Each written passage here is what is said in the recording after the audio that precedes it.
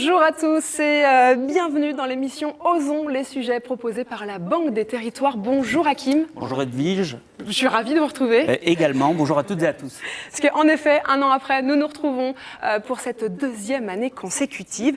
Alors comme la saison précédente, nous allons oser parler franchement et oser vous donner des réponses claires. Nous sommes en direct sur la plateforme www.osonslessujets.fr. Alors n'hésitez pas à poser vos questions. Nos invités tenteront de répondre à vos questions durant ces 60 prochaines minutes. Et justement, de quoi nous allons parler? Eh bien, au sommaire de cette seconde édition, nous reviendrons sur les 2 plans logements lancés à 12 mois d'intervalle. Nous verrons ensuite comment la Banque des Territoires s'est adaptée face à la crise sanitaire et économique mondiale. Nous évoquerons donc le plan d'urgence, mais surtout le plan de relance. Quels sont ses objectifs et ce plan fonctionne-t-il réellement? Eh bien, nos invités y répondront. Et face à la crise, nous verrons ensuite si les fondamentaux du secteur sont assez solides pour faire face dans cette relance. Et puis enfin, nous nous pencherons sur le sur-mesure. C'est l'objectif de la Banque des Territoires. Oui, mais comment envisage-t-elle cette mise en place? Est-ce un coup de com' ou la réalité? Eh bien, vous le verrez et surtout, vous l'entendrez avec le retour très concret de certains clients. Voilà donc, et puis pour parler de tous ces nombreux sujets, eh bien, nos invités vont nous rejoindre tout au long de l'émission.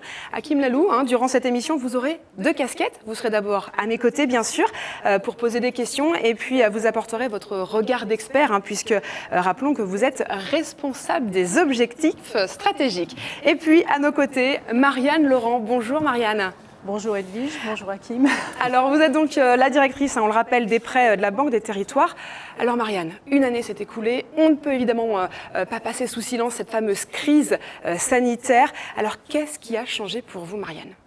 Depuis un an, beaucoup de choses ont changé. On a d'abord travaillé avant la crise, puisqu'on avait signé l'année dernière, on en avait parlé lors de l'émission, la clause de revoyure avec le monde du logement social et le gouvernement. On a donc fait ce qu'on avait dit qu'on ferait. Donc on a mis en place tous les dispositifs, y compris ceux qui doivent être lancés là d'ici la fin de l'année. Dans le contexte, c'était pas si simple. Pendant la crise, on a vraiment lancé des mesures d'urgence, des moratoires de prêts, un plan tourisme commun entre la Banque des Territoires et la BPI. On a également lancé des fonds Covid, nos directions régionales, que je salue ici, notamment pour celles qui ont réuni leurs clients, ont lancé des fonds Covid résistance pour soutenir les TPE. Et enfin, évidemment, comme tout le monde, on a adapté à grande vitesse nos process de travail pour passer de plus en plus au tout numérique. Donc je dirais que, plus que jamais, et sous l'impulsion évidemment d'Éric Lombard, qu'on voit précisément à l'écran, timing parfait, et Olivier Sichel, on s'est mis en ordre de marche en fait, pour apporter des réponses à la fois concrètes et adaptées au territoire et à nos typologies de clients.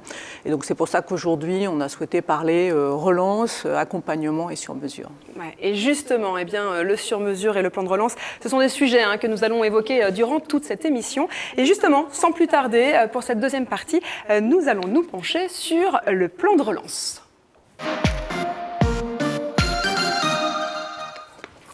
Et pour en parler, on le voit sur les écrans, 3 invités sont en train de nous rejoindre. Bonjour à tous, le temps que vous vous installiez, nous allons vous présenter. Rucli, bonjour. Vous êtes la responsable du département marketing direction des prêts, Banque des Territoires. Bérénice Boukoula, on vous retrouve, vous étiez déjà là l'année dernière. Vous êtes responsable du service logement social et réaménagement de la direction du développement. Et puis enfin, Pierre Laurent, vous êtes responsable du département du développement. Bonjour à vous 3 et bienvenue. Alors on l'a dit, on va se pencher sur le plan de relance. Rappelons rapidement le contexte. Le 3 septembre dernier, le Premier ministre, souvenez-vous, a présenté le plan de relance, baptisé France Relance. Ce plan est historique puisque 100 milliards d'euros sont déployés par le gouvernement. Bien sûr, la Banque des Territoires est évidemment aux côtés du gouvernement pour lancer également son plan de relance. Éric Lombard, le directeur général de la Caisse des dépôts, l'a d'ailleurs annoncé très clairement. Il l'a dit, nous avons un plan de 26 milliards d'euros d'investissement avec un volet logement de plus de 11 milliards d'euros. Alors Marianne Laurent, je me tourne vers vous. En quoi consiste ce fameux plan et comment a-t-il été construit ? Vous le soulignez, la Banque des Territoires lance un plan qui est à la fois massif, 26 milliards, Oui. donc 11 milliards pour le logement. Il faut y ajouter aussi 65 milliards de prêts qui sont distribués sur la ressource du livret A, qui est l'épargne des Français. Donc à la fois une relance massive, mais une relance ciblée, puisque nous allons contribuer à la redynamisation des commerces de centre-ville, soutenir le secteur de la santé et médico-sociale, accompagner la relocalisation industrielle et bien sûr accélérer la transition écologique et énergétique, en particulier la rénovation des bâtiments publics et des logements sociaux, et également les installations de bornes de recharge électrique qui sont au cœur de nos préoccupations aujourd'hui. Le secteur du logement social et du logement en général va être en première ligne avec Évidemment. la construction et la rénovation de logements neufs et également notre filiale CDC Habitat avec son plan de 40 000 VFA. Alors justement, c'est quoi ce plan VFA ? Alors ce plan VFA, il a été lancé dans les premiers jours de la crise avec un appel à projet sur 40 000 logements. Je veux dire que c'est une opération coup de poing menée avec beaucoup de succès puisque en fait le plan est quasiment bouclé aujourd'hui. Il y a eu des propositions extrêmement importantes de la part des promoteurs et aujourd'hui CDC Habitat a contractualisé 1300 opérations avec 33 000 logements en métropole et 6 000 logements en outre-mer. Donc ça veut dire que c'est un franc succès d'une part et que d'autre part, peut-être qu'on pourra aller un petit peu plus loin et porter le plan à 50 000 logements. Peut-être. Alors justement, peut-être une question pour Maria Ruppli. Marianne Laurent vient de nous présenter les principaux dispositifs du volet habitat du plan de relance. On voit l'avancée rapide, la montée en charge concernant le dispositif d'acquisition des 40 000 VFA avec près de 39 000 logements qui ont d'ores et déjà fait l'objet d'accords. Alors pour répondre aux questions qu'on voit défiler des bailleurs qui nous suivent, pour l'ensemble des autres dispositifs, concrètement, comment et quand allez-vous déployer ces dispositifs pour qu'ils puissent y avoir accès et les utiliser? Concrètement et quand, nous nous inscrivons en fait dans une dynamique de départ lancé de ce plan de relance Habitat, c'est-à-dire que nous allons diffuser à partir de cette fin septembre et jusqu'à début novembre en flux continu notre offre, les nouveaux produits, mais également les produits qui ont été adaptés, et cela par le canal digital sur la plateforme de la Banque des Territoires. Alors ce plan de relance, il est construit autour de 5 axes de financement qui viennent en soutien des enjeux essentiels du secteur, dont bien entendu la construction, l'apport à la réhabilitation des logements, mais aussi la transformation du secteur, la redynamisation des territoires et également le soutien à l'habitat abordable. Alors ce plan, il est en fait venu amplifier, renforcer, booster notre plan logement que nous déployons depuis maintenant 2 ans. Alors nous avons adapté l'offre existante, mais nous avons également inclus des nouveautés. Sur lesquels je vais me concentrer. Quels produits nouveaux dans la gamme? Alors tout d'abord, une mesure phare du plan de relance, ce sont les titres participatifs auxquels la Banque des Territoires va souscrire, plus 100 millions d'euros qui viennent abonder l'enveloppe initiale. Donc on sera sur les 2 campagnes à une enveloppe globale de 900 millions d'euros, avec également pour la deuxième campagne une extension de l'éligibilité. Nous sommes actuellement en phase active d'examen des dossiers d'engagement, et nous pourrons commencer la souscription à compter de mi-octobre, vraisemblablement, en fonction des délibérations qui auront lieu dans les instances des organismes. Alors, en termes de soutien aux investissements de nos bailleurs sociaux, nous lançons à mi-octobre 2 appels à manifestation d'intérêt, 2 AMI, sur les prêts de haut bilan, prêts BHB2. Le premier, il va concerner la 3e tranche PHB2. Et le second, donc c'est également une novation, va concerner le soutien à la reprise des chantiers qui ont été touchés, qui ont été en arrêt durant cette crise sanitaire, également lancé à mi-octobre. Le 3e enjeu, il va concerner l'accompagnement des territoires. Nous accompagnons d'ores et déjà, bien sûr, la politique de la ville, les plans de rénovation urbaine, le programme Action Cœur de Ville. Et puis, nous allons également soutenir le programme de Petites Villes de demain, qui vient juste d'être lancé, avec une nouveauté. Donc, nous incluons le prêt de renouvellement urbain dans notre gamme pour accompagner les petites villes de demain. Autre nouveauté qui était également attendue sur le logement abordable et logement inclusif, c'est un prêt qui va permettre de financer la restructuration des copropriétés dégradées, donc qui va concerner notamment les villes à forte densité. Enfin, concernant le logement abordable, nous allons également ouvrir nos financements au personnel clé, donc travailleurs clés, notamment le personnel soignant qui a été pivot au cœur de cette crise. Nous élargissons bien sûr notre offre, comme je viens de l'exposer, mais nous sommes également très attentifs à poursuivre les axes de simplification et de digitalisation de nos échanges au travers également de la plateforme Banque des Territoires.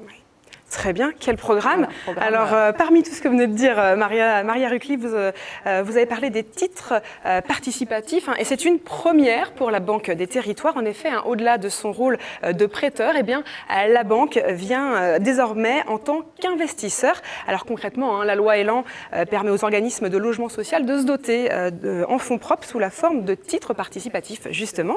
La première campagne a été lancée en février 2020. Alors, l'AMI est-il un succès finalement ou un fiasco? La Banque des Territoires peut-elle vraiment aider autrement que par des prêts? Eh bien, réponse en images. Regardez.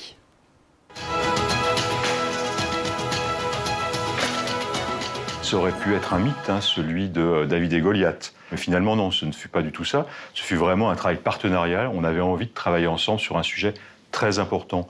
On peut bien évidemment parler d'un succès pour cet appel à manifestation d'intérêt, puisque le total des intentions d'émission ont largement dépassé les 800 millions d'euros d'enveloppe initialement disponibles.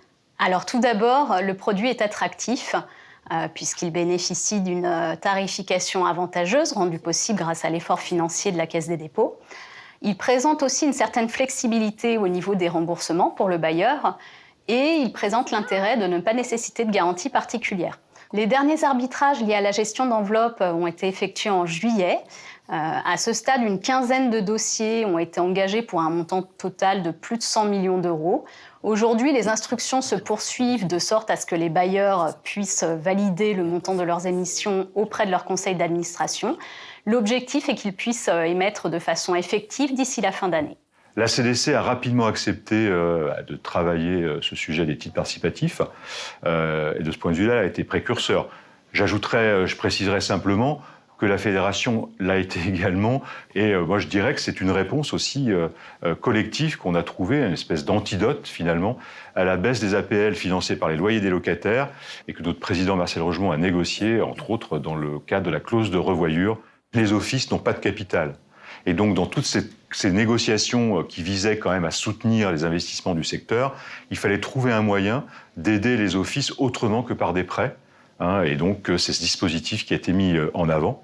Et ce dispositif qui a été négocié notamment sur les conditions financières pendant le week-end de Pâques par téléphone. Nous souhaiterions, nous, que ce dispositif puisse s'inscrire dans la durée, devienne pérenne. Un deuxième appel à manifestation d'intérêt devrait être ouvert au deuxième trimestre 2021 pour une campagne de souscription de 200 millions d'euros minimum.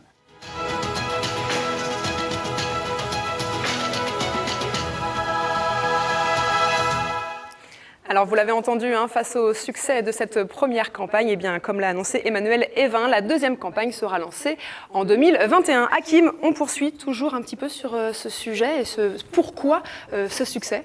Absolument, Edwige. Alors peut-être une question pour Pierre-Laurent. On vient de voir la vidéo sur les titres participatifs. Emmanuel Evin nous indiquait que parmi les facteurs de succès de l'AMI, il y avait la tarification. Alors très concrètement, aujourd'hui, les titres participatifs, ça coûte combien? Et puis, vous travaillez pour la direction des prêts. Du coup, on est quand même tenté de vous poser la question. Comment cet outil s'articule avec l'offre de prêt?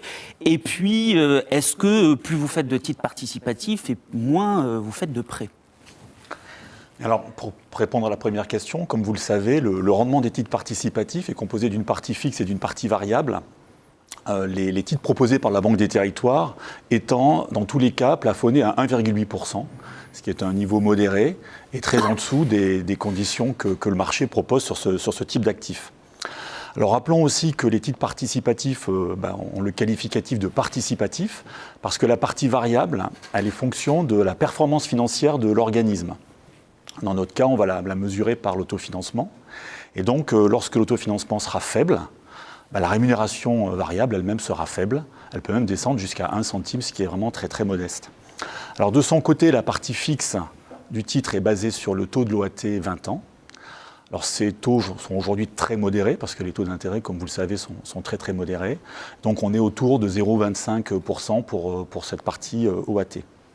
Donc un organisme qui émet des titres aujourd'hui verra son rendement osciller entre 0,25 et 1,8%.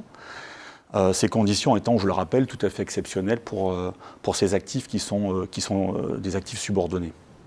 Alors, à la question de savoir comment ces titres s'articulent avec notre gamme, alors ça vient compléter la gamme, puisque vous le savez, nous proposons des prêts classiques, des prêts amortissables. Nous proposons aussi des prêts dits de haut de bilan, qui ont des différés d'amortissement très longs. Et enfin, maintenant, on vient compléter cette gamme par des titres participatifs qui, eux, ont le statut de titre et dont le rachat est à la main des organismes. Enfin, quel impact des titres participatifs sur les prêts? Alors, ces titres sont là pour venir renforcer les fonds propres des organismes. Ils sont là pour accompagner le plan de développement. Et donc, en aucun cas, ils vont jouer un effet de substitution avec les prêts. Au contraire, ils sont là pour faire effet de levier sur leur activité, et donc sur la partie dette. Et donc, à l'occasion de ces émissions, nous encourageons d'ailleurs les bailleurs à venir signer avec nous des conventions de partenariat qui seront là justement pour tirer profit de la complémentarité entre tous nos produits. Alors justement, peut-être une question pour Maria Ruppli pour terminer cette séquence sur le haut de bilan. On sait que c'est un enjeu qui est extrêmement important pour le secteur. Dans le cadre de votre plan de relance, est-ce qu'il y a de nouveaux dispositifs en matière de prêts de haut de bilan? Est-ce qu'il n'y a pas un petit peu de recyclage? Alors effectivement, il y a un peu de recyclage. Nous allons lancer à très court terme 2 appels à manifestation d'intérêt sur le PHB2. Le premier, donc, il va concerner la 3e et la dernière tranche du prêt de haut de bilan. Comme on sait, il s'agit d'un financement qui soutient les investissements de nos bailleurs, assimilable à des quasi-fonds propres. Et cette 3e tranche, elle est entièrement dédiée à la production, avec les caractéristiques d'éligibilité et caractéristiques financières qui restent les mêmes que celles de la tranche précédente qui était lancée en 2019. Le montant dédié de cette enveloppe est de 600 millions d'euros. L'AMI sera lancé le 15 octobre et il se terminera le 15 décembre.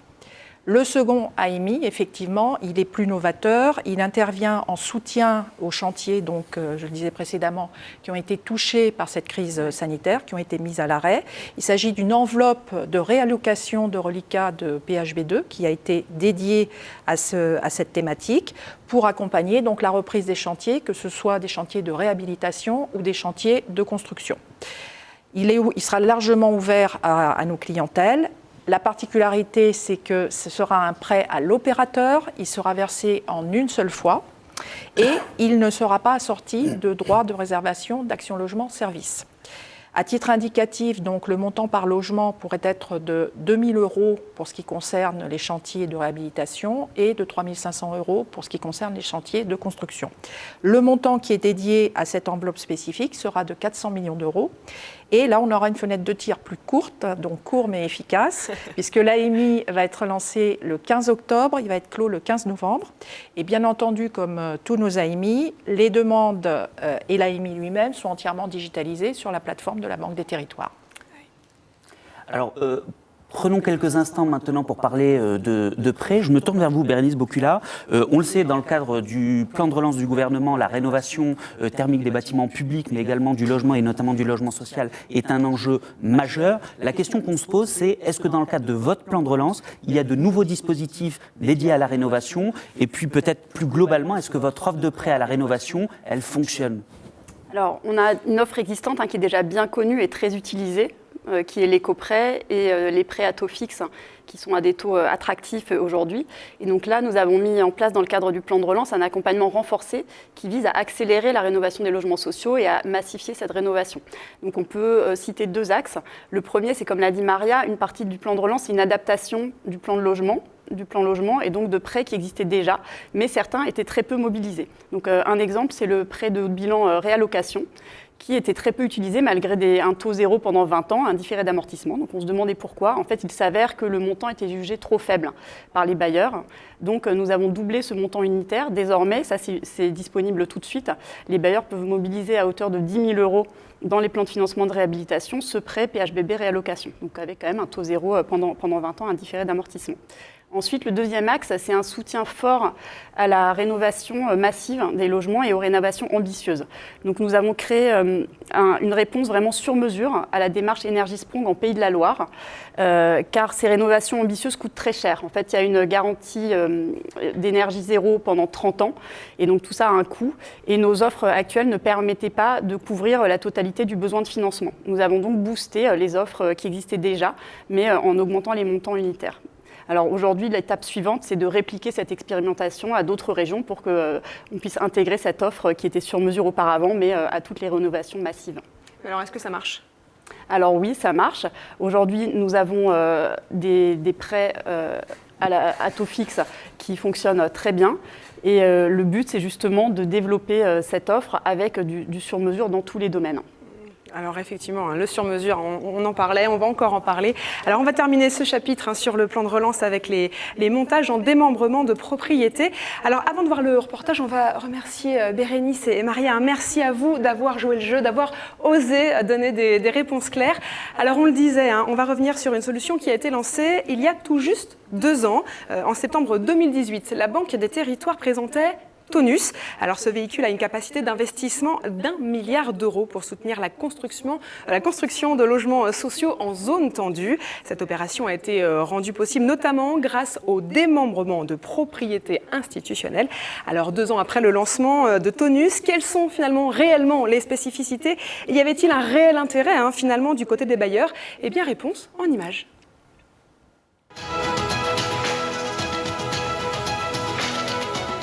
Notre activité s'est beaucoup développée ces derniers mois, puisque plus de 80% de l'objectif d'investissement que nous avons prévu pour l'année 2020 est d'ores et déjà atteint. Concrètement, cela signifie que nous avons engagé la construction de 1500 logements avec 26 bailleurs sociaux. Dans ce dispositif, le bailleur est propriétaire de l'usufruit. Donc il n'est pas effectivement plein propriétaire du bâtiment, mais il exerce pendant 15 à 20 ans son métier de gestionnaire du service aux locataires. Et donc, en cela, ça nous permet d'offrir davantage de logements en Île-de-France à davantage de locataires.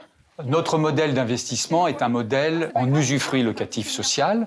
L'intérêt pour le bailleur, c'est qu'il n'engage aucun fonds propre.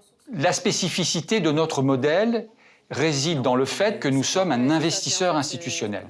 Donc nous ne commercialisons pas la nue propriété. Cela nous permet de faire des opérations non seulement en PLS, mais aussi en plus et en PLAI.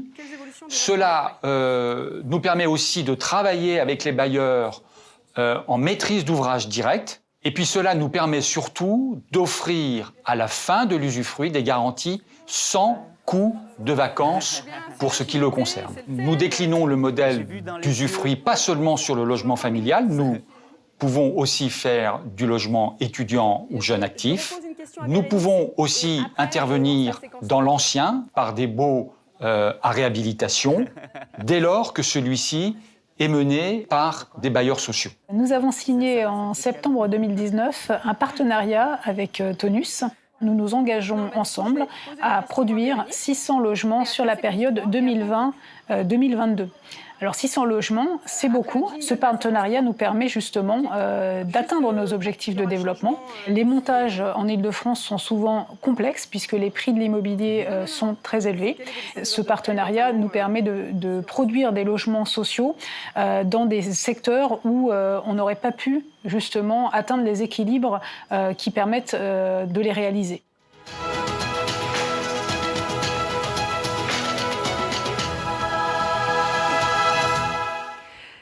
Et puisque finalement vous êtes encore là, mesdames, et bien Bérénice, je vais en profiter pour vous poser une dernière question. Alors, quelle évolution finalement des offres de prêt, notamment sur les ressources européennes ? Alors en effet, nous avons une évolution des financements européens qui s'est concrétisée par un partenariat que nous avons signé avec la Banque européenne d'investissement, la Banque du Conseil de l'Europe et l'USH le 15 septembre dernier. C'est donc tout récent. Alors concrètement, qu'est-ce que ça veut dire des prêts sur ressources européennes? C'est-à-dire que la Banque des territoires distribue des prêts dont la ressource provient soit de la Banque européenne d'investissement ou de la Banque du Conseil de l'Europe. Donc sur la Banque du Conseil de l'Europe, ce sont des prêts pour le médico-social à taux fixe, qui viennent compléter notre offre de prêt sur index livret A. Et concernant la Banque européenne d'investissement, la cible, et donc nous espérons que nous allons bientôt conclure, ce seront des taux fixes qui existent déjà aujourd'hui pour la production. Donc c'est un produit qui s'appelle le booster, mais qui aujourd'hui, dans sa version amortissable, s'arrête à 30 ans. Et là, grâce à cette ressource, nous allons pouvoir offrir des maturités à taux fixe amortissable de 35 et 40 ans. Eh bien, très bien, merci beaucoup à vous deux d'avoir joué le jeu encore une fois. Et puis nous voici arrivés finalement à la troisième partie de cette émission Osons les sujets et nous allons voir ensemble si les fondamentaux du secteur restent solides. Et pour ouvrir ce nouveau chapitre, eh bien, deux invités nous ont rejoints. Bonjour à tous les deux. Alors, je vais vous présenter Jean-François Frère, vous êtes responsable du département gestion des prêts de la Caisse des dépôts. Et puis Guillaume Gilquin, vous étiez déjà avec nous l'année dernière. Vous êtes responsable du service des études économiques de la direction des prêts de la Banque des territoires. Alors, ensemble, on va revenir sur les fondamentaux du secteur, on l'a dit tout à l'heure. Alors, bien sûr, face à cette crise sanitaire, eh bien, la relance est plus que jamais essentielle. Oui, mais face à cette situation, eh bien, est-ce que le secteur reste solide? Alors avec cette crise, est-ce qu'il y a eu un impact sur la solidité Et puis quelles sont les prévisions? Eh bien, Hakim, nos invités vont répondre à ces questions. Absolument, Edwige. Alors peut-être pour commencer, une première question pour Jean-François Frère. Vous avez structuré dans des délais extrêmement contraints un plan d'urgence qui a été déployé juste après la mise en confinement du pays, avec notamment des dispositifs de moratoire sur les échéances. Est-ce à dire que vous avez eu peur pour le secteur et plus largement, après plusieurs mois de mise à disposition de ce plan, quels sont que pouvez-vous en tirer et est-ce que ces dispositifs ont répondu aux attentes des bailleurs sociaux? Alors, tout d'abord, Hakim, un petit rappel sur les conditions de lancement de ce plan d'urgence. Donc, la Banque des territoires a proposé un plan d'urgence dès avril avec deux objectifs. Un premier objectif à court terme qui était de proposer aux organismes un dispositif adapté à des pertes de recettes liées à la crise sanitaire. Et donc nous avons mis en place deux mesures. Une première mesure qui était de report d'échéance sur 6 mois et sans frais. Et une deuxième mesure qui était l'ouverture d'une enveloppe de découvert bancaire de l'ordre de 2 milliards d'euros. Après, à plus long terme, nous avons une autre mesure qui a été prise, qui était de proposer aux organismes de lisser la charge de la dette qui aura été reportée avec des opérations de réménagement ciblées et adaptées à chaque situation. Ça, c'était le dispositif d'ensemble. Donc aujourd'hui, qu'est-ce qu'on peut en dire? Donc le constat, c'est que ces mesures ont été relativement peu mobilisées par le secteur HLM. Donc nous avons en gros une quinzaine de dossiers de moratoire pour 10 millions d'euros et moins de 10 dossiers de réménagement pour une cinquantaine de millions d'euros, ce qui est relativement peu significatif, voire pas significatif du tout à l'échelle, bien évidemment, du monde HLM. Donc ce qu'on peut en tirer comme conclusion, c'est que, en tout cas jusqu'à présent, et jusqu'à aujourd'hui, le secteur du logement social a bien résisté aux effets de la crise sanitaire. Alors, petite précision, c'est que l'essentiel des dossiers qui a été présenté porte sur soit du logement étudiant, soit sur des résidences personnes âgées, secteur qui a été particulièrement chahuté par, bien évidemment, la crise sanitaire. Alors plus globalement, finalement, dans le cadre de votre activité, est-ce que vous avez senti une fragilisation du secteur? Alors sur le cœur de notre activité, c'est la gestion des prêts. On n'a pas constaté de fragilisation, puisque de toute façon, on n'a pas, par exemple, constaté d'augmentation des impayés. Donc c'est un point, effectivement, relativement parlant. Par contre, sur un autre point, on peut plutôt parler de consolidation, pas de fragilisation, mais de consolidation, et c'est sur le point des transferts de prêts. Donc les transferts de prêts sont des outils financiers au service notamment de toutes les opérations de vente de patrimoine et de fusion. Et là, nous avons constaté une activité extraordinaire, puisque nous avons à aujourd'hui enregistré 7 milliards de volume de transferts de prêts, avec encore 3 milliards de dossiers en cours d'instruction. Donc des chiffres qui sont très significatifs, qui sont le double de l'activité de 2019 et qui démontrent effectivement que la recomposition du secteur est en marche, bien évidemment portée par la loi Elan, qu'il y a des contraintes sur le premier trimestre 2021. Et effectivement, ce mouvement de consolidation ou de recomposition le constate notamment au travers de notre observatoire de recomposition du secteur, qui est alimenté à la fois par des données internes, mais également par des données qui sont en provenance du secteur HLM partenaire. Donc des propos très rassurants sur la solidité conjoncturelle du secteur. Alors je me tourne vers vous, Guillaume Gilquin, vous êtes chef des études économiques de la direction des prêts. Quelles sont selon vous les perspectives sur le plan macroéconomique et plus particulièrement sectoriel? Quelles sont ces perspectives? Très concrètement, on annonce un peu partout le chaos, vous n'allez quand même pas nous dire que tout va bien? Bien sûr, le secteur du logement social est également touché par la crise. Nous vivons une crise sanitaire et économique mondiale d'une grande ampleur. Et on a vu en France l'activité économique très ralentie, notamment pendant la période de confinement au printemps, avec pour le secteur du bâtiment, pour le logement social, des chantiers quasi à l'arrêt. Alors pour 2020, nous anticipons une baisse des investissements en construction, réhabilitation, une augmentation des coûts de construction également liés à la crise sanitaire. On prévoit également une hausse des impayés en 2020-2021 liée à la crise économique. Et puis également peut-être une baisse des ventes de logements sociaux aux particuliers, puisqu'on a eu moins de transactions immobilières. Alors à moyen terme, selon le cadrage économique du groupe Caisse des dépôts, on devrait revenir à une situation économique meilleure, puisqu'on prévoit un retour à la situation d'activité pré-crise en 2024. Donc c'est un retour très progressif de l'activité économique. Et bien sûr, c'est une prévision qui est très liée aux hypothèses. Par exemple, on fait l'hypothèse qu'il n'y aura pas de nouvelle période de confinement généralisé. Donc il y a de fortes incertitudes liées à cette crise sanitaire. Et nos études, nos prévisions de long terme sont bien sûr très sensibles aux hypothèses retenues. Alors justement, vous parliez de fortes incertitudes. Pourquoi, dans ce contexte très particulier, vous continuez à construire des prévisions de moyen et de long terme?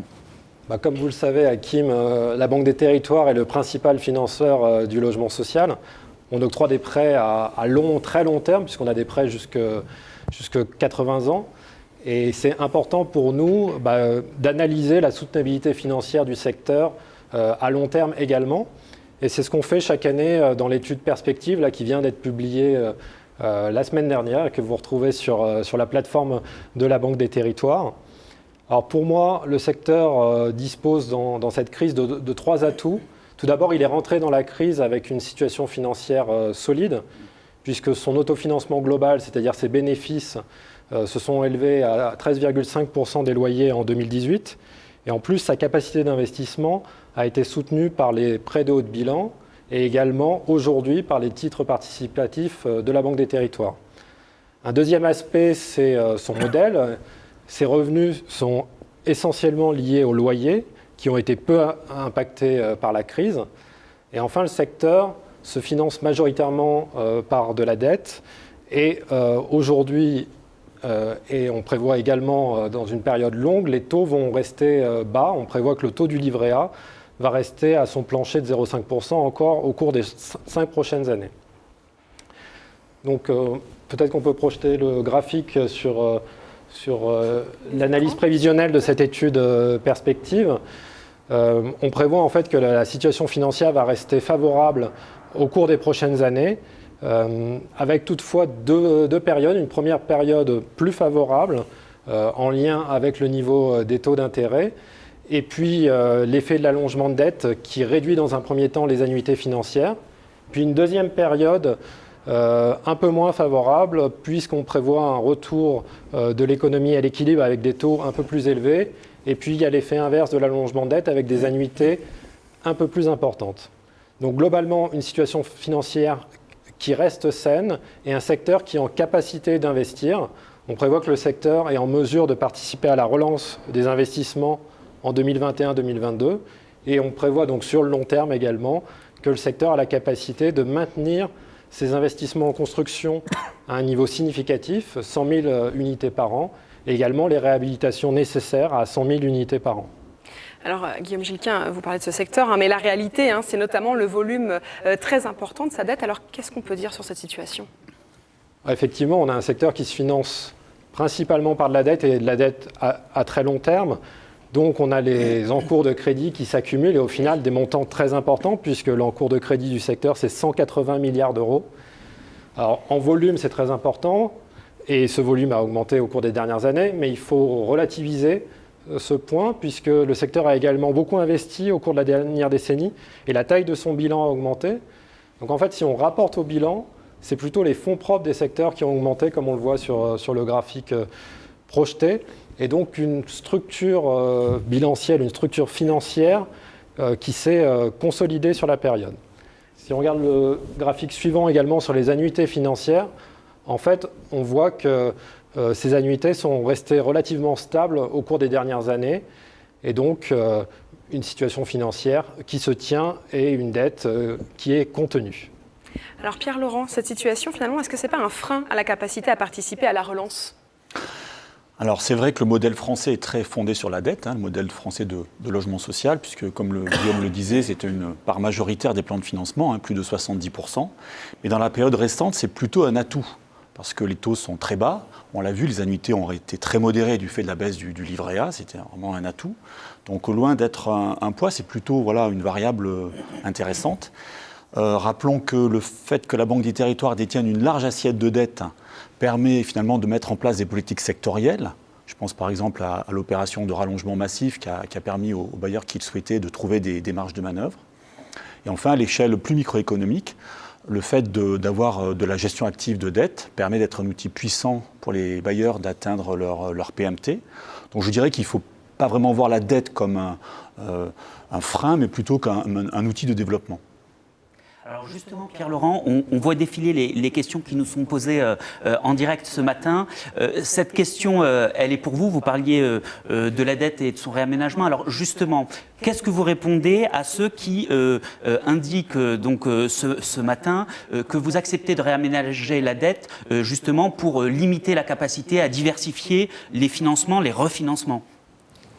Alors je leur dirais d'abord, venez nous voir. Venez nous voir et vous verrez que ce n'est pas vraiment le cas, puisque plus concrètement, l'année dernière, on a réaménagé près de 2 milliards d'euros de dettes qui étaient soit protégées par des indemnités actuarielles, soit qui avaient déjà fait l'objet d'un réaménagement. Donc nos offres en matière de réaménagement s'adaptent, évoluent en permanence, et donc il faut que les bailleurs viennent réinterroger ces outils régulièrement pour voir quelle réponse on peut leur apporter. Pierre-Laurent, pour conclure, quelle vision finalement globale avez-vous du risque du secteur ? Alors, le secteur du logement social, Guillaume Gilquin l'a rappelé, n'échappe pas à la crise sanitaire. Même si on peut le souligner, ça ne figure pas parmi les secteurs les plus touchés. Je pense par exemple au tourisme, à la santé ou encore au commerce. Donc le secteur HLM a fait face à de gros défis récemment, on l'a dit, la réforme RLS, qui est venue quand même fragiliser les équilibres financiers. On a eu aussi toute l'opération imposée par la loi Elan de rapprochement. Donc tout ça, ce sont des défis importants. Donc avec toutes les précautions qu'il faut prendre, on l'a dit autour de la crise sanitaire, le secteur reste sain et je le redis, est en capacité de produire ces 100 000 logements en construction, 100 000 logements en réhabilitation. Alors d'un point de vue plus conjoncturel, moi je m'interrogerai quand même sur une variable qu'il faudra surveiller dans les mois et années à venir, c'est celle du chômage, qui en cas d'évolution défavorable pourrait venir entamer la soutenabilité, la solvabilité des locataires. Merci beaucoup Pierre-Laurent. On va remercier également nos deux invités. Merci beaucoup Guillaume et Jean-François. On va poursuivre avec le 4e chapitre de cette émission Osons les sujets, un chapitre consacré aux sur-mesures. Vous allez le voir.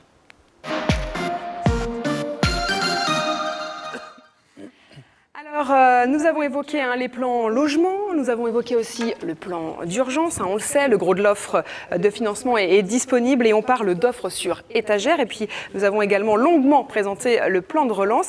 Mais la Banque des Territoires souhaite aller plus loin et faire du sur-mesure pour les organismes de logement social.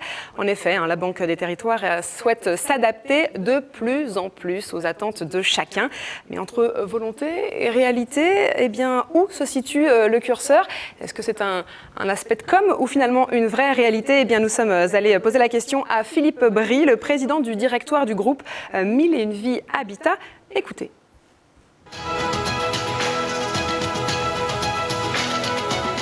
La démarche de réaménagement de la dette du groupe 1001 Vie Habitat envers la Banque des Territoires, c'est une véritable histoire à succès. Le travail mené pendant plusieurs mois avec la Banque des Territoires a permis, bien sûr, d'allonger la dette, et c'est le cas de la majeure partie des bailleurs sociaux, et ce qui est plus particulier, de restructurer une partie de la dette de nos sociétés, à commencer par celle de la maison mère, en modifiant son profil, en modifiant son taux lorsque c'était possible, de manière à répondre aux situations particulières de chaque société dans le contexte territorial où elle se trouvait. Et donc, ça a permis de donner des marges de manœuvre à cette société. Je vous donne 2 chiffres. 100 millions d'économies d'annuité sur 10 ans, sur les 10 prochaines années, 100 millions. Et 18 millions d'autofinancement dégagés en 2019 sur un autofinancement global de 36. Donc, uniquement avec le levier de la dette, on a réussi à augmenter l'autofinancement de la société de 50%. Je suis directeur territorial grand compte à la direction Île-de-France. Et au siège, nous avons ce que nous appelons une task force, c'est-à-dire une équipe spécialisée qui décortique dans le détail la dette et qui fait les meilleures propositions. Et donc, nous avons travaillé de concert avec la task force, comme nous le faisons habituellement, et ça s'est très très bien passé. Je vous répondrai que c'est une réalité. Si vous m'avez posé la question il y a une dizaine d'années, j'aurais dit effectivement, nous le faisons de manière très épisodique et très occasionnelle. Aujourd'hui, je dirais, c'est notre quotidien. Et donc, nous réaménageons la dette car ça leur permet de dégager des marges de manœuvre pour pouvoir investir et pour pouvoir rénover leur patrimoine. Un dernier souhait, c'est que nous puissions continuer ce travail avec des équipes de la Banque des Territoires en toute confiance, entre spécialistes, et peut-être envisager des réflexions plus poussées sur des thèmes particuliers, comme par exemple l'ingénierie financière des opérations complexes de réaménagement urbain.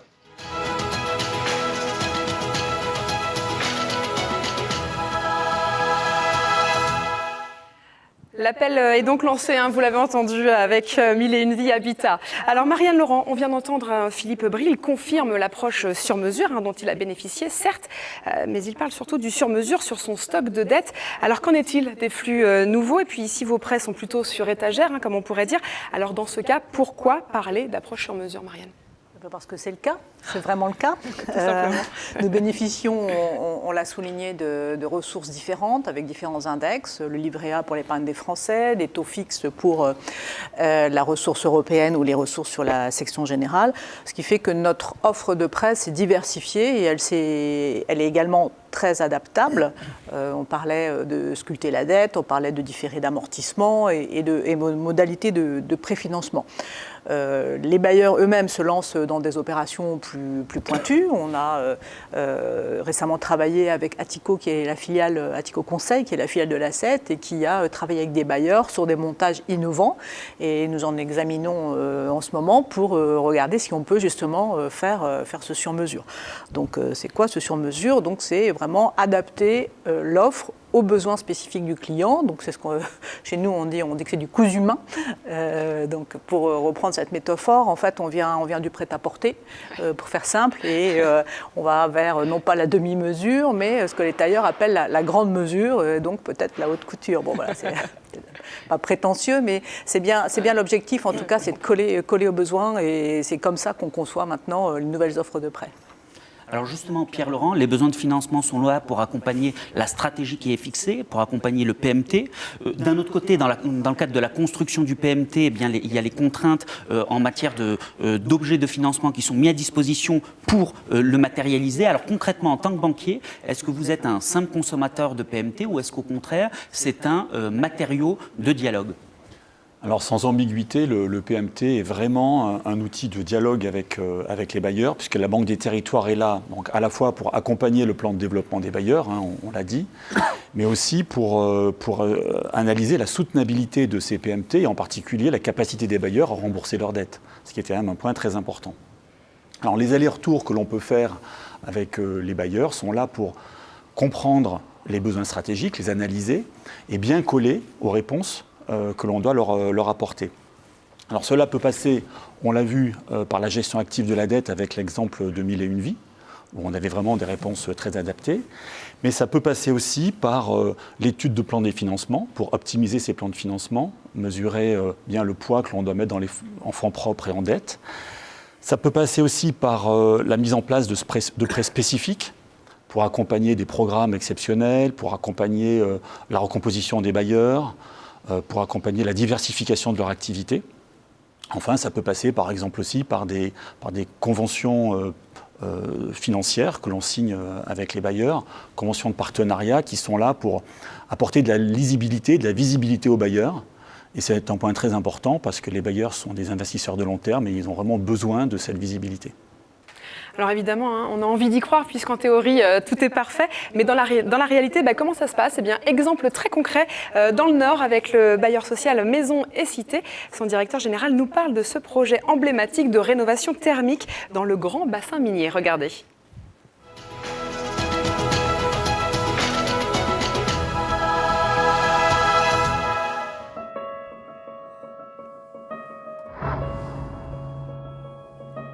On se situe sur le territoire du bassin minier du Nord-Pas-de-Calais, sur lequel Maison et Cité est propriétaire de 63 000 maisons individuelles qui sont installées dans des cités minières, qui sont souvent des cités-jardins. Et l'idée était d'organiser un rattrapage sur toutes les questions urbaines, et notamment de réhabilitation des logements. On a donc 20 000 logements dont on doit aujourd'hui retravailler le niveau de performance thermique. Le contrat d'engagement pour le renouveau du bassin minier est une des priorités de la Banque des Territoires. Donc naturellement, on était le partenaire incontournable pour cette entreprise. Nos collaborateurs ont fait du sur-mesure pour aboutir au financement d'un plan d'investissement pour Maison et Cité de 1,6 milliard et le volume de prêt sera pour nous de 1 milliard sur la période de la convention, c'est-à-dire 2019-2023. On fait cet énorme programme d'investissement pour améliorer la qualité de vie de nos locataires dans leur logement, dans leur quartier, dans l'environnement. On sent bien que c'est les mêmes sujets qui sont partagés par nos interlocuteurs de la Banque des Territoires.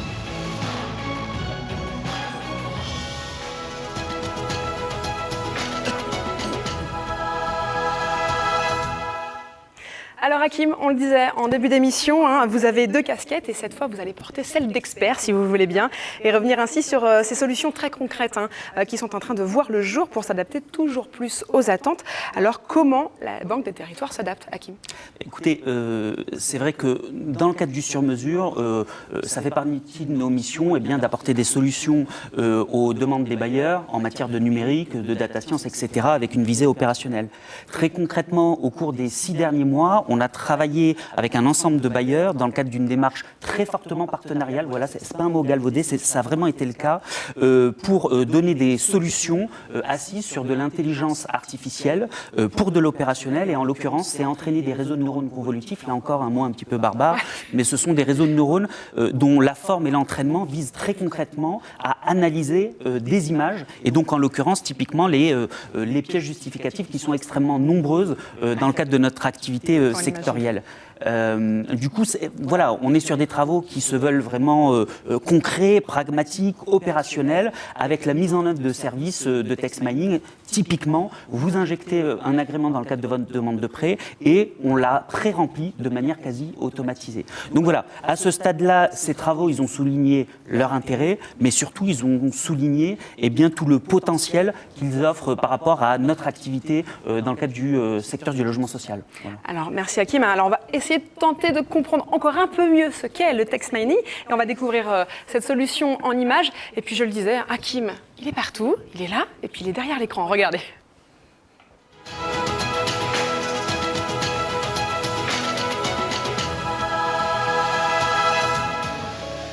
Le dispositif de text mining de la Banque des Territoires, c'est concrètement le recours à de l'IA, à des réseaux de neurones convolutifs qui vont venir analyser des documents comme les agréments pour venir pré-remplir la demande de prêt de manière automatisée.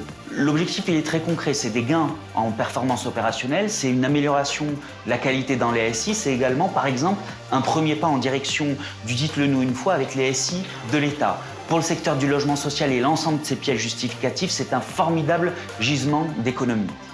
Dans un premier temps, nous avons testé des solutions de place.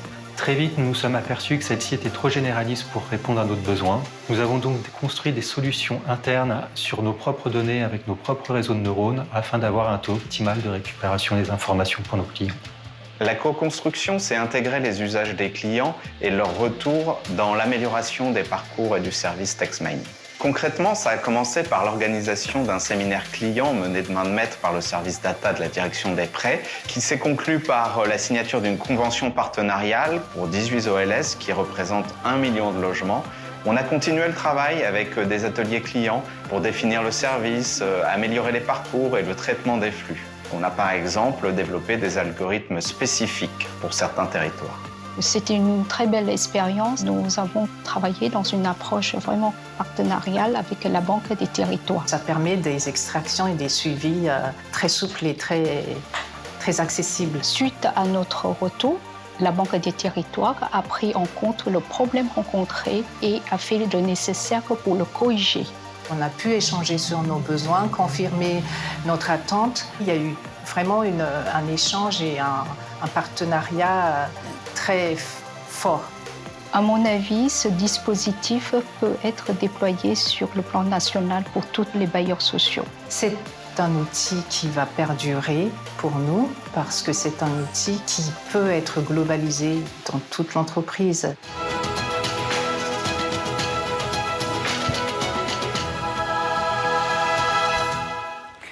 Et c'est en toute logique qu'on retrouve Hakim en plateau. Alors au-delà de la blague, Hakim, au-delà de la présentation, quelles sont désormais les perspectives concrètes ? Écoutez Edwige, à ce stade-là, on a des résultats sur table, des résultats qui sont concrets. Bien évidemment, on est au début de l'aventure et donc il y a de nombreuses améliorations à apporter et surtout une diversification et un élargissement des champs à construire ensemble. Concrètement, les perspectives, elles sont très nombreuses. On parlait de sur-mesure, c'est un peu le thème de cette séquence. On a donc, comme l'indiquait Stanislas Gauthier dans le cadre de la vidéo qu'on vient de voir, on a signé une convention d'expérimentation partenariale avec près de 18 OLS, 1 million de logements gérés, donc ils savent de quoi ils parlent. Ils ont eu en primeur accès au dispositif que l'on a construit, nous ont fait un certain nombre de retours sur les limites, améliorations, etc. à faire, et donc concrètement, c'est vrai que le mot revient, mais c'est du concret. Voilà, sous 3 mois, on va continuer à entraîner ces réseaux de neurones pour mieux capter la diversité et les spécificités des agréments. Sur le plan territorial, la représentante d'Ilogiciimp l'indiquait, donc on va répondre sous 3 mois aux besoins qu'elle a identifiés. Et deuxième élément, typiquement, les prochains réseaux de neurones vont, de manière totalement industrialisée, automatisée, être en capacité de traiter les agréments type en rue. Et on sait que c'est un sujet d'actualité qui est en train de monter. Deuxième perspective, c'est une déclinaison assez naturelle, finalement, de ces stratégies de text mining qui extrait les bonnes informations des agréments. Et donc, vous êtes un opérationnel ou un dirigeant d'OLS, on vous mettra à disposition un tableau de pilotage. Vous injectez tous vos agréments, vous avez l'ensemble des caractéristiques des agréments qui ont été text minés, un certain nombre d'indicateurs, typiquement, a fait l'objet d'un financement / d'une mise en chantier, et donc vous pouvez en déduire des lois de transformation dans le temps de vos agréments, des taux de chute, etc. Mais surtout, nous vous proposerons, pour les agréments qui ont fait l'objet d'un financement, une comparaison au ligne à ligne du plan de financement entre ce que vous aviez prévu au moment de l'agrément et puis plusieurs années après, au moment où vous lancez très concrètement votre chantier.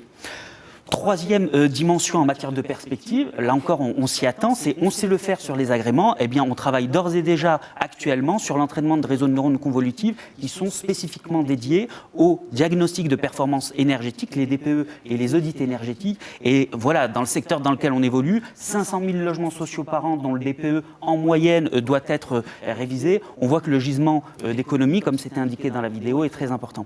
Dernier élément, et j'en resterai là en matière de perspective, c'est c'est de la perspective, de la prospective, mais ce n'est pas de la théorie. On a d'ores et déjà des résultats sur table et bien évidemment de nombreux chantiers à conduire, mais très concrètement, l'une des perspectives, c'est de coupler des stratégies qu'on appelle de web scrapping, c'est-à-dire qu'on met en place des automates qui vont cibler sur Internet des données, des documents spécifiques que l'on vise et sur lesquels on applique des stratégies de text mining.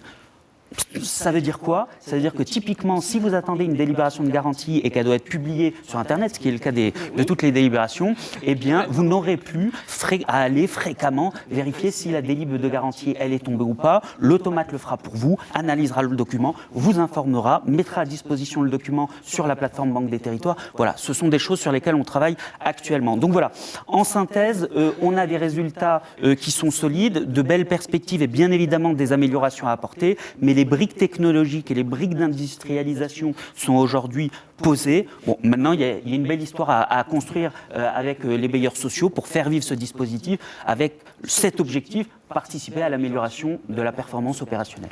Voilà. Merci Hakim. Marianne, on l'a entendu, il y a de nombreuses perspectives, des mots un petit peu complexes, mais alors concrètement, moi aussi j'utilise le mot concrètement, quand est-ce que les bailleurs vont pouvoir l'utiliser ? Concrètement, Marianne. Concrètement, en fait, c'est pas de la science-fiction, je vous rassure, puisque le service, la première brique dont parlait Hakim, a été ouvert hier soir. Donc d'ores et déjà, les bailleurs peuvent sur la plateforme de la Banque des Territoires télécharger leur agrément et regarder en live ce que ça donne en termes de pré-remplissage des demandes de prêt.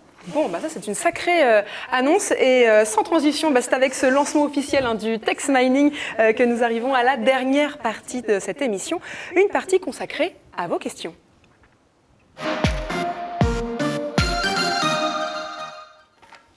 Et vous êtes d'ailleurs très nombreux à nous suivre et très nombreux à poser des questions. Merci beaucoup d'ailleurs. Alors on va justement continuer à répondre à vos questions. Et c'est d'ailleurs Marie Ordasmono qui nous remonte toutes ces questions, vos questions une à une.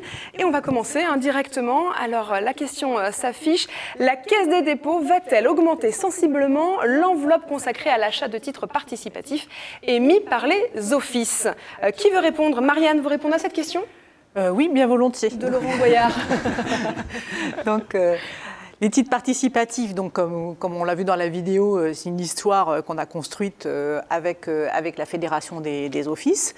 Comme on l'a dit, on va accélérer le déploiement cette année. Donc, au lieu de distribuer 400 millions cette année, on va en distribuer 700 millions. D'ailleurs, à la fin du mois de septembre, il y a déjà une quarantaine d'organismes qui auront reçu leur notification. Donc, l'accord de principe de la Banque des Territoires pour qu'ils puissent émettre ces titres participatifs. L'année prochaine, donc, l'enveloppe passe donc au total de 800 à 900 millions, ce qui fait que l'année prochaine, ce qui sera offert au futur appel à manifestation d'intérêt, ce sera 200 millions en tout. Donc ça fait qu'en un an, quasiment, on aura distribué 900 millions d'euros. Donc je pense que c'est déjà, la preuve c'est pas des mots, on a vraiment mis ça en œuvre. Alors, est-ce qu'il faut aller plus loin? Nous verrons. On va déjà répondre à toutes les demandes qui se sont fait jour chez nous. Et puis, il y a d'autres acteurs aujourd'hui qui peuvent également souscrire des titres participatifs. Donc, on a Action Logement qui a un service, qui a une enveloppe. Et puis, désormais, les collectivités territoriales vont également pouvoir souscrire des titres participatifs. Donc, l'histoire débute, elle reste à écrire. Donc, on en reparlera lorsqu'on aura consommé l'ensemble de notre enveloppe. Allez, on poursuit avec une autre question, Hakim, peut-être Comment la Banque des Territoires, c'est ça? Comment la Banque des Territoires peut soutenir des portages fonciers à long terme pour des bailleurs ou leurs structures de mutualisation? Pierre? Volontiers aussi. Allez. Oui, volontiers, parce que nous sommes bien équipés pour répondre à ce type de problématique. Alors peut-être avec des produits qui sont un peu moins connus, mais qui sont néanmoins disponibles, notamment le prêt Gaïa long terme qui permet de financer les bois habilitation et les bois construction. Les prêts transferts de patrimoine qui permettent aussi aux bailleurs de racheter du parc avant la fin du bail, et ça peut permettre aussi de trouver des solutions intéressantes à la fois pour le bailleur et les collectivités. Le prêt Gaïa court terme cette fois-ci, qui permet du portage foncier sur des durées courtes et qui s'adresse directement aux bailleurs. Et enfin, on pourrait évoquer aussi les montages en OFS-BRS qui se développent beaucoup et qui, d'une certaine façon, permettent là encore de porter du foncier sur des horizons longs, jusqu'à 80 ans en l'occurrence. On poursuit, parce qu'il y a pas mal de questions, Hakim. La troisième. Alors, c'est parti, on attend qu'elle s'affiche. Ah, voilà. Parfait. Alors, quel rôle va jouer la Banque des Territoires dans la mobilisation des garanties UE par les organismes d'HLM dans le cadre du plan InvestEU? C'est une question de Laurent Guéquière. Alors, qui répond? Marianne, Pierre? Oui, je vais répondre. InvestEU, qu'est-ce que c'est? InvestEU, c'est un dispositif européen qui va prendre la suite du plan Juncker, qui met beaucoup de ressources à disposition des États membres. Donc, InvestEU va s'appuyer aux 3/4 sur la Banque européenne d'investissement et pour le quart restant sur des banques nationales. Donc, en France, les banques nationales qui vont jouer un rôle dans le dispositif, ce sont la Caisse des dépôts et la BPI. Donc nous allons, Banque des Territoires, pouvoir jouer notre rôle dans ce cadre-là. On est en cours d'assessment, comme on dit, c'est-à-dire d'homologation, en fait, pour pouvoir distribuer ces dispositifs. Alors ce sera principalement sous forme de garanties, donc en sus des garanties usuelles des collectivités locales qui interviennent régulièrement pour soutenir nos bailleurs. En termes de calendrier, nous pensons pouvoir mettre ces dispositifs en œuvre sans doute à partir de mi-2021. Et donc on aura l'occasion de revenir sur le sujet. Sur ce sujet-là aussi. Allez, on va passer à une quatrième question rapidement, parce qu'il y a plein de questions, on ne va pas pouvoir répondre à toutes les questions. Mais allez, une quatrième question. Que prévoyez-vous pour la relance de l'accession sociale à la propriété? Pierre? Alors, sur cette question d'accession sociale, on peut d'ores et déjà rappeler que les tranches de prêts de haut de bilan sont en cours de distribution, donc il faut inciter les opérateurs à les mobiliser. Ça, c'est quand même un premier point très important. Autre point aussi très significatif, c'est que, comme on l'a évoqué ce matin, un AMI spécifique pour aider les chantiers touchés par la crise sanitaire va être lancé en octobre. Et les opérations d'accession sociale à la propriété sont éligibles à ce dispositif dans des conditions adaptées qui restent extrêmement favorables puisqu'on est sur du 0%. Donc il faut vraiment là aussi que les opérateurs s'en emparent. Et enfin, je pourrais à nouveau évoquer les opérations en OFS-BRS qui sont une forme d'accession sociale et qu'on continue à fortement soutenir. Allez, dernière question, Hakim. Dernière question de l'émission. Ah oui, quand même. Alors, une dernière question qui nous vient donc du Puy-de-Dôme. Pourquoi appliquer des pénalités sur les remboursements d'emprunts sur la vente HLM? C'est pour Pierre. Alors cette question, elle est très légitime d'abord. Elle est très légitime parce que c'est vrai que les pouvoirs publics, et nous soutenons ce modèle, incitent à une forme de rotation des actifs pour venir renforcer les capacités d'autofinancement des bailleurs et ce modèle est aujourd'hui très utilisé par les opérateurs. Alors ce qu'il faut rappeler tout de suite, c'est que ces pénalités de remboursement anticipé, elles ne s'appliquent que sur les prêts à taux fixe et pas sur le livret A, où là, la spécificité demeure. Donc, alors, premier point, ça montre tout l'intérêt d'agir en index livret A, qui est quand même notre cœur de ressources et l'essentiel du financement des bailleurs. Et donc là, l'avantage perdure, il n'y a pas de problème. Deuxième point, c'est que ces pénalités à taux fixe, ce qu'il faut expliquer, c'est qu'elles s'imposent à tous les prêteurs. À la Caisse des dépôts, Banque des Territoires, mais aussi à tous les autres prêteurs de place. Et nous-mêmes, par exemple, lorsque nous faisons du prêt sur ressources BEI, le prêt booster, c'est bien la clause BEI qui s'applique. Et là encore, on ne peut pas nous-mêmes agir sur ce type de problématique, sachant que ce que nous demande le régulateur financier, c'est de venir maîtriser les risques de taux. Et donc, on doit mettre en place ce type de clause pour se protéger. Alors après, pour relativiser, ça reste des fractions limitées de dette pour les bailleurs et des solutions peuvent être étudiées pour éviter de les rembourser prioritairement en cas de vente. Merci beaucoup d'avoir osé répondre à ces questions. Eh bien, nous sommes arrivés au terme de cette émission. Marianne Laurent, dernière question. En tant que directrice des prêts, qu'est-ce qu'on aurait envie de dire pour conclure cette émission ?